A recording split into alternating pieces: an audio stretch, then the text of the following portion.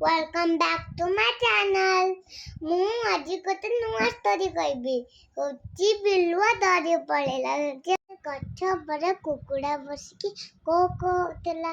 ତାପରେ ବିଲୁଆ ତାର ଆବାଜ ଶୁଣିକି ସେ ଗଛ ମୂଳକୁ ପଳେଇ ଆସିଲା। ଗଛ ମୂଳକୁ ଆସି ଦେଖିଲା କି ସେ କୁକୁଡ଼ାଟା ଥିଲା। ତା ପାଟିରୁ ପୁରା ଲାଳ ବାହାରୁଥିଲା। ସେ ଯେତେବେଳେ ଭାବିଲା କି ମୁଁ ଏ କୁକୁଡ଼ାକୁ କେମିତି ମାରି, ତାପରେ ସେ ବିଲୁଆ ଭାବିଲା କି ମୁଁ ତାକୁ କେମିତି ମାରିବି। ତାପରେ ତାକୁ ଗୋଟେ ଆଇଡ଼ିଆ ଆସିଲା, ମୁଁ ତାକୁ ମିଛ କଥା କହିବି। ତାପରେ ସିଏ କହିଲା କୁକୁଡ଼ା ଭାଇ ଗୋଟେ ଖବର ଶୁଣିଛ। ତାପରେ କୁକୁଡ଼ା କହିଲା ବିଲୁଆ ଭାଇ କୋଉ ଖବର? ନାଇକି ସିଏ କହିଲା କାଲି ପଶୁ ପକ୍ଷୀଙ୍କର ସଭା ହଉଥିଲା। ଆଉ କିଏ କାହାକୁ ମାରିବନି, ତାହେଲେ ତମେ ଏତେ ଡରୁଛ କଣ? ତମେ ତଳକୁ ପଳେଇ ଆସ, ମୁଁ ତମ ଗୀତ ଶୁଣିବି। ତମ କଥା ବହୁତ ମଧୁର, ତାହେଲେ ତମେ ଏତେ ଡରୁଛ କଣ? ତମେ ତଳକୁ ଆସ। ତାପରେ କୁକୁଡ଼ା ଭାବିଲା କି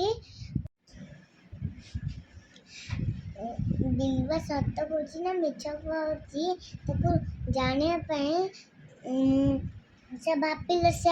ତାପରେ ସେ ବିଲୁଆକୁ କହିଲା ବିଲୁଆ ଭାଇ କୁଆଡେ ଯାଉଛ? ଟିକେ ଦେଖ କୁକୁର ମାନେ ଆମ ଆଡକୁ କେମିତି ଆସୁଛନ୍ତି, କେତେ ସାରା କୁକୁର। ସେଇଟା ବିଲୁଆ ଶୁଣିକି ବିଲୁଆ କହିଲା କି ହଉ ମୁଁ ବି ଯାଉଛି। ତାର କଥା ଶୁଣି କୁକୁଡ଼ା ବୁଝିଗଲା କି ଇଏ ମୋଠୁ ମିଛ କହୁଛି।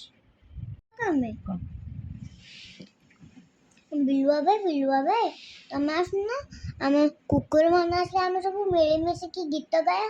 ତମେ ତ କହିଲ କି ଡରନି ଆଉ କାହାକୁ ମାରିଆନି, ତମେ କଣ ମିଳୁଛ? ତମେ ବି ଆସ ଆମ ସାଙ୍ଗରେ। ସବୁ କୁକୁର ଆସିଲେ ମିଳିମିଶିକି ଗୀତ ଗାଇବା। କୁକୁଡ଼ାର କଥା ଶୁଣିକି ବିଲୁଆ ଡରିକି ଜଙ୍ଗଲ ଭିତରକୁ ପଳେଇ ଗଲା। ଏଇଥିରେ ଆମେ ଶିଖୁଛୁ କି ଯାହା ନ ଦେଖିବ, ଦୁଇ ନ ପରଦ ନ ଯିବ ଗୁରୁ ବଚନ। Bye friends, please like, share, subscribe my channel. Bye bye.